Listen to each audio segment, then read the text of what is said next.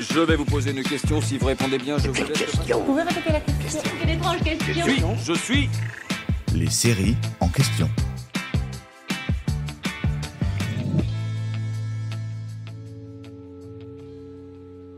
Il porte une cape comme Superman, un masque comme Batman et est aussi agile que Spider-Man.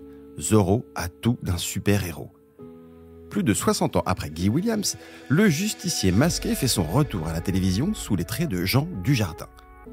L'acteur campe un Don Diego de la Vega, vieillissant, qui, après avoir de nouveau endossé la cape pour sauver sa ville d'un homme d'affaires véreux, se trouve en pleine crise de couple avec son épouse, Gabriella, qui, évidemment, est tombée sous le charme de Zorro, ignorant qu'il s'agit en réalité de son époux. Mais à l'origine, qui est vraiment le justicier masqué ? Avant d'apparaître sur les écrans, Zorro a été un héros de plume.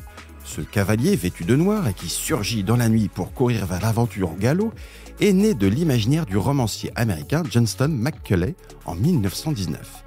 À vrai dire, personne ne sait vraiment quelle a été sa source d'inspiration pour créer ce personnage. Mais il se dit que l'auteur aurait pu s'inspirer de William Lamport. Ce contrebandier irlandais qui vivait au XVIIe siècle a fui au Mexique où il menait une vie de gentilhomme.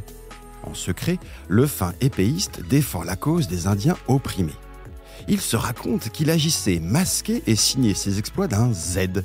Pas celui de Zorro, mais celui de Ziza, un terme employé par les francs-maçons dont il était l'un des membres. Il se dit aussi que son meilleur ami s'appelait Don Diego, le même prénom que le riche héritier Don Diego de la Vega. La thèse est séduisante, mais très hypothétique.